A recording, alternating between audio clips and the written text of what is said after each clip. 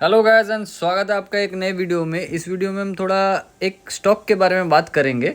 And video start करने से पहले मैं आपको एक चीज़ बहुत मेंशन कर देना चाहता हूँ। बहुत ज़रूरी बात यह है कि मैं सेबी रजिस्टर्ड एनालिस्ट नहीं हूँ, तो कोई भी ट्रेड प्लान करने से पहले आप अपना फाइनेंशियल एडवाइजर से ज़रूर डिस्कस कर लेना।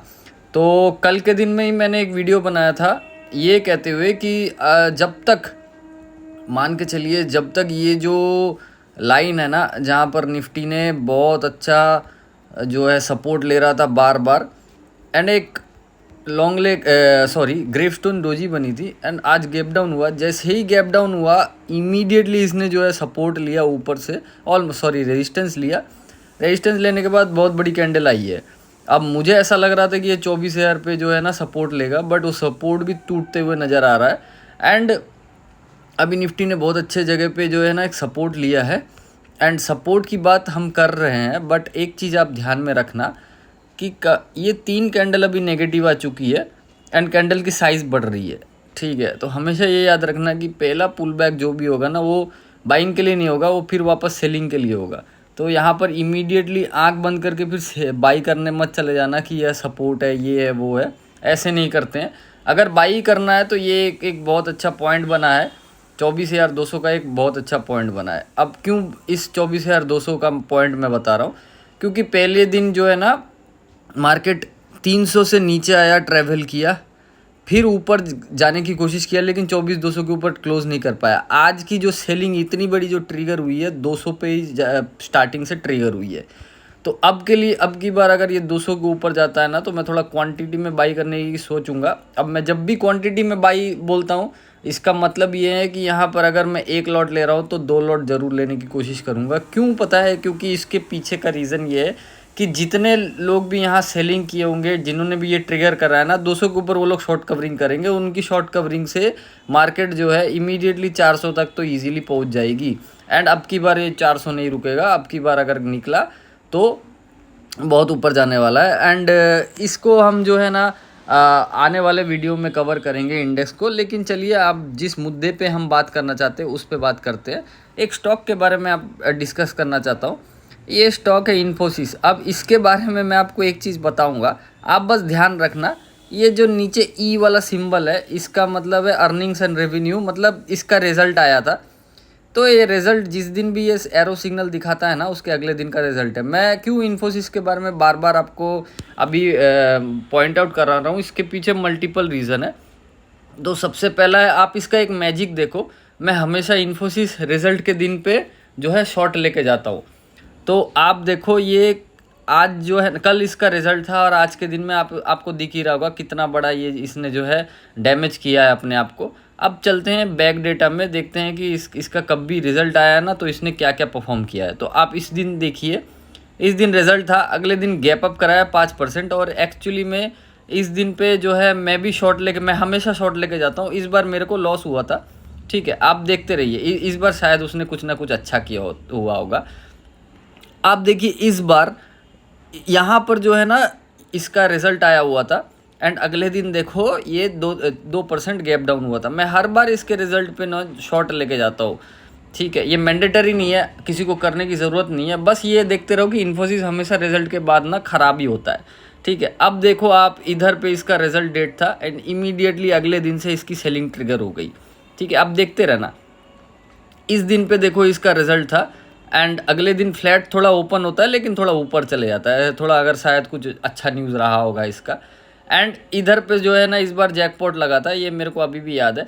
तो इधर पे ये देखो अगले दिन 5% ये खुला था। ठीक है, गैप डाउन ही खुल गया था और इसने निफ्टी पे भी बहुत बड़ा सेलिंग ट्रिगर कराया था। तो इन्फोसिस का जो है इधर पे भी देखिए आप जो है कि यहाँ पर इसने अगले दिन 2-2.5% 4% का गैप डाउन कराया।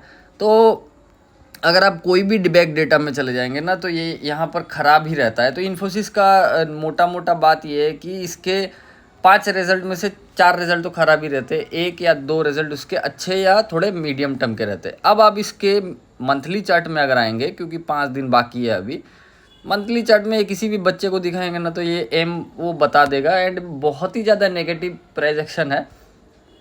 ये जो 1231 का जो लेवल आ रहा है, ये मल्टीपल टाइम टेस्ट हो चुका है एंड ये अभी बहुत स्ट्रॉन्ग कैंडल से ब्रेक भी हो रहा है। अब देखिए बात इस चीज़ को, कभी भी कैंडल जो है ना ऐसे डोजी वोजी से अगर ब्रेक होती है ना तो ये ख़राब मानते हैं कि चलो ठीक है कोई बात नहीं, ये फिर रिवर्स भी हो सकता है।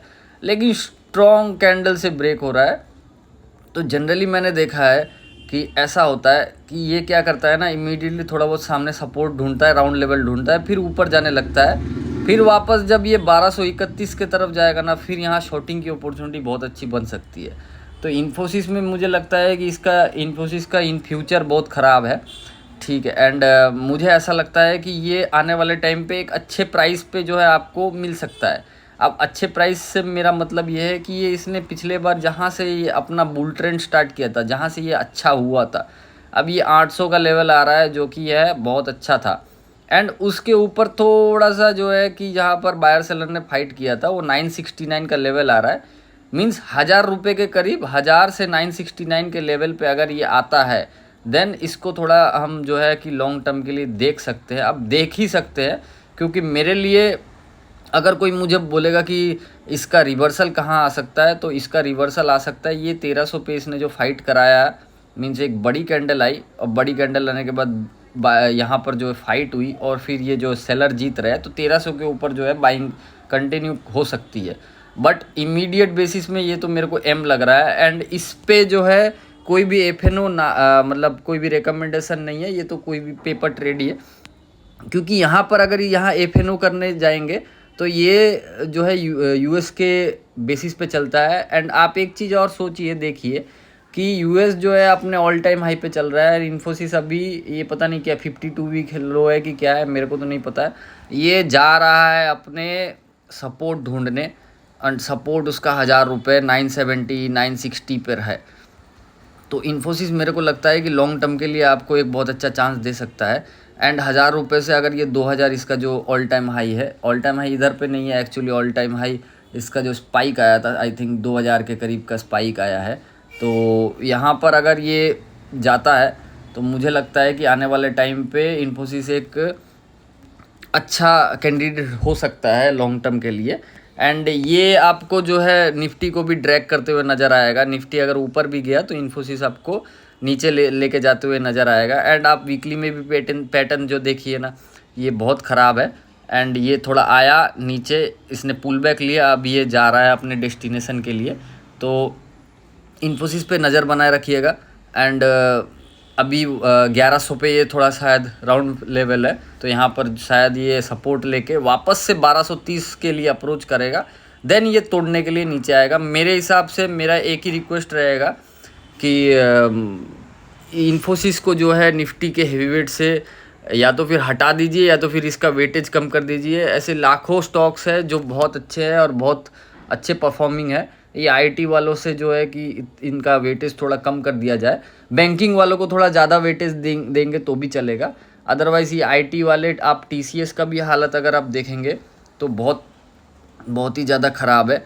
ये जिस हिसाब से गिर रहे हैं तो मुझे नहीं लगता, ये अगर कोई अच्छा दूसरा कोई स्टॉक होता तो मैं इसको तो मतलब अभी अंधाधुंध सेल कर दिया होता।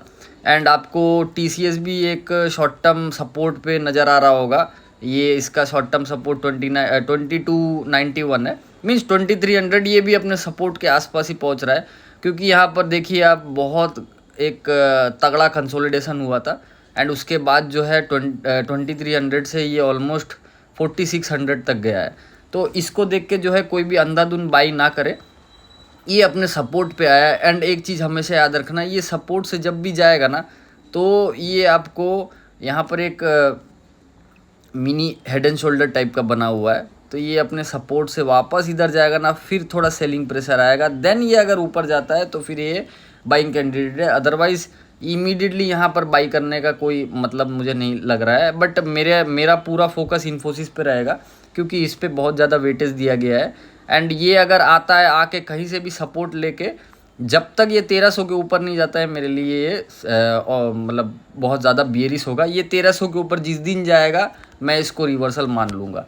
आशा करता हूँ आपको ये वीडियो अच्छा लगा होगा, इन्फॉर्मेटिव लगा होगा। एंड मेरे वीकली एनालिसिस वीडियो का लिंक मैं जो है नीचे कमेंट बॉक्स में भी दे दूँगा। एंड इन्फॉर्मेशन वाले बॉक्स में भी दे दूंगा, तो काइंडली चेकआउट कर लीजिएगा। आई होप आपका आने वाला वीक अच्छा जाए एंड मंथली एक्सपायरी के लिए आप जो है आपको जो है गुड लक।